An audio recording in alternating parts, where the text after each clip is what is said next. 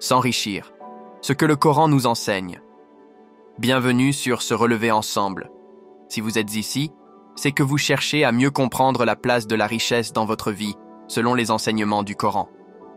L'argent est un sujet omniprésent, abordé dans les médias, sur les réseaux sociaux et dans les discussions quotidiennes. Certains le poursuivent sans relâche, d'autres le rejettent en prétendant qu'il ne compte pas.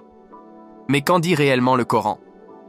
La richesse, une bénédiction et une épreuve. Le Coran enseigne que la richesse est une bénédiction d'Allah, mais aussi un moyen de test pour l'homme. La présence ou l'absence de biens matériels peut nous éprouver de différentes manières.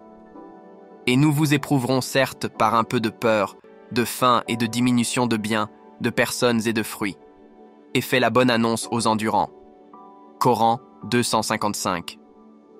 L'argent ne doit donc pas être un but en soi, mais un outil à utiliser avec sagesse et humilité. Le détachement matériel, une marque de droiture.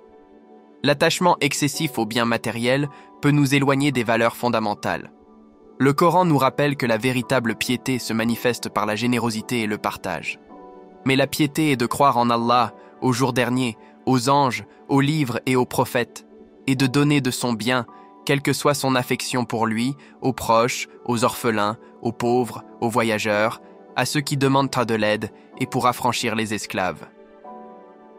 Coran 2.177. Prenons l'exemple d'Abdul Rahman ibn Auf, l'un des compagnons du prophète.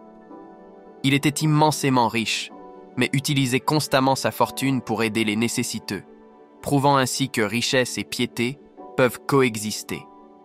Gagner sa richesse de manière licite. L'argent acquis injustement ou par des moyens malhonnêtes n'apporte aucune bénédiction. L'islam insiste sur l'honnêteté dans les transactions financières. Et ne dévorez pas, sciemment, vos biens entre vous par l'injustice et ne les présentez pas aux juges dans le but de manger illicitement une partie des biens des gens. Coran 2, 188. Le commerce équitable, le respect des engagements et l'absence d'usure sont des principes essentiels pour garantir une richesse bénie. La responsabilité de partager. La richesse n'est pas une fin en soi, mais une responsabilité. Plus nous possédons, plus nous devons donner. Mais donnez-leur une part selon vos moyens. Le riche selon ses moyens et le pauvre selon ses moyens, une dotation équitable pour les bienfaisants. Coran 2, 236. Un hadith du prophète nous rappelle: la main supérieure, qui donne, est meilleure que la main inférieure, qui reçoit. Sahih al-Bukhari. Investir dans l'au-delà. Le Coran nous enseigne que donner pour Allah est l'investissement le plus rentable, car il multiplie les récompenses. L'exemple de ceux qui dépensent leurs biens dans le sentier d'Allah est celui d'un grain qui produit 7 épis, et chaque épi contient 100 grains.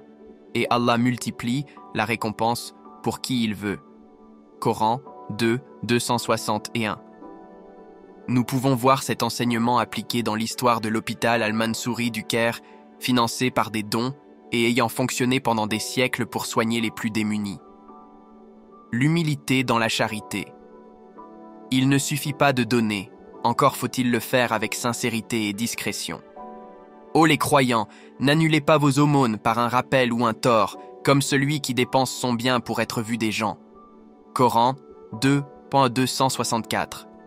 Le célèbre imam Al-Ghazali rappelle que la vraie charité est celle qui ne cherche pas la reconnaissance, mais uniquement l'agrément d'Allah.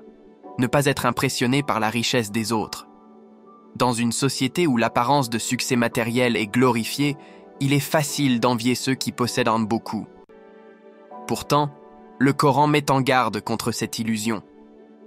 Que leurs biens et leurs enfants ne t'émerveillent pas. Allah ne veut par là que les châtier dans la vie d'ici-bas.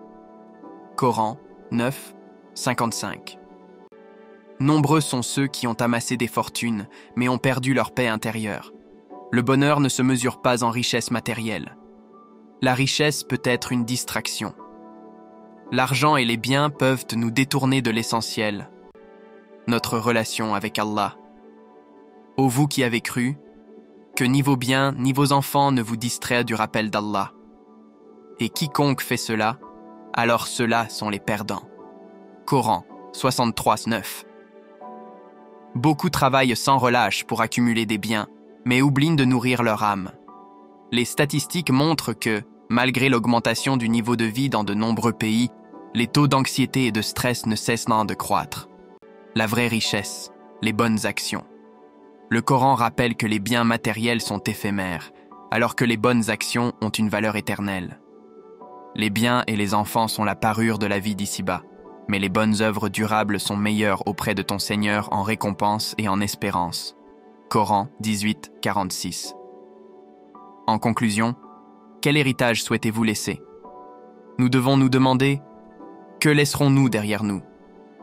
Des biens accumulés ou un impact positif sur les autres, le jour où ni les biens ni les enfants ne seront d'aucune utilité? Coran 26:88. Le vrai succès ne se mesure pas en euros, mais en actes de bonté. Prenez le temps de réfléchir à la manière dont vous pouvez utiliser votre richesse, quelle qu'elle soit, pour un bien plus grand. Si cet article vous a inspiré, abonnez-vous à notre chaîne YouTube Se relever ensemble pour plus de contenu enrichissant. Partagez vos réflexions en commentaire. Comment percevez-vous la richesse après avoir lu ces enseignements? Que la sagesse du Coran illumine votre chemin.